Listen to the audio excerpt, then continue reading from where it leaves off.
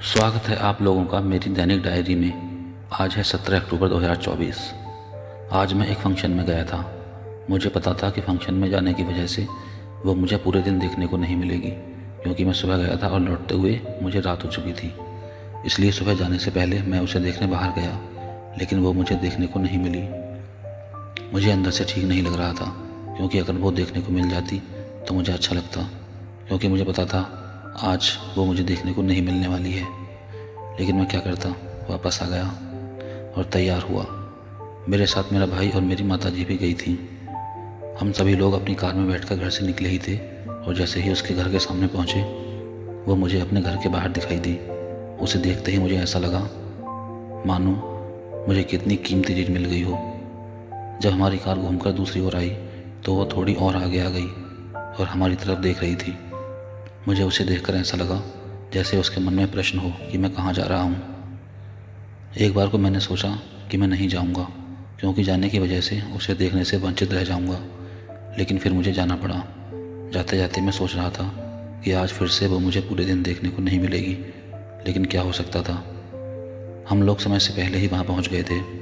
जब खाने की बारी आई तो हमने खाना खाया और वहाँ के सभी व्यंजन बहुत स्वादिष्ट थे। कई बार फंक्शन में ऐसा होता है कि जल्दबाजी की वजह से कुछ चीज़ों में स्वाद नहीं आता, लेकिन वहाँ सभी चीज़ें स्वादिष्ट थीं। आलू टिक्की जो मेरी पसंदीदा है और मैं हर फंक्शन में ज़रूर खाता हूँ, वो मुझे बहुत ही अच्छी लगी। ऐसा दूसरी बार हुआ है जब मुझे आलू टिक्की अच्छी लगी। इससे पहले कई साल पहले मैंने एक फंक्शन में आलू टिक्की खाई थी और वो मुझे इतनी स्वादिष्ट लगी कि अभी तक याद है। आज दूसरी बार मुझे आलू टिक्की पसंद आई। हमने वहाँ एंजॉय किया और फंक्शन समाप्त होने पर हम लोग घर आ गए। घर आते आते हमें रात हो चुकी थी। वहाँ बैठे बैठे मुझे उसका बार बार ध्यान आ रहा था। मुझे कई बार उसकी याद आई। मैं सोच रहा था कि वह क्या कर रही होगी, कैसी होगी, अगर यहाँ मेरे साथ होती तो क्या होता, वो कैसी लगती। ऐसे ही कई तरह के प्रश्न मेरे दिमाग में थे। आज फिर से मुझे उसका नाम कई जगह लिखा हुआ दिखाई दिया, और उसका नाम देखते ही उसकी याद इतनी तेज़ी से आती है जैसे दो चुंबक एक दूसरे की ओर खींची चली जाती हैं।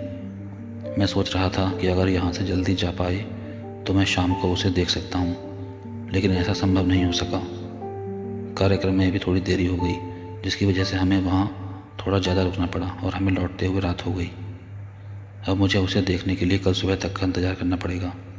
पता नहीं उसे आज मेरी याद आई होगी या नहीं। मुझे ऐसा लगता है कि उसने मुझे आज याद तो किया होगा।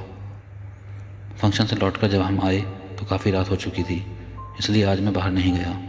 आज भूख भी उतनी ज़्यादा नहीं थी, तो हम लोगों ने थोड़ा थोड़ा खाना खाया और बाहर जाने के लिए तब तक काफ़ी देर हो चुकी थी।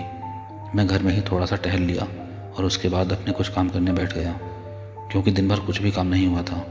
थोड़ी थकान में भी हो रही थी और मुझे नींद भी आ रही थी, लेकिन अगर मैं अपने कुछ काम ना करूं तो थोड़ा ख़राब सा लगता है।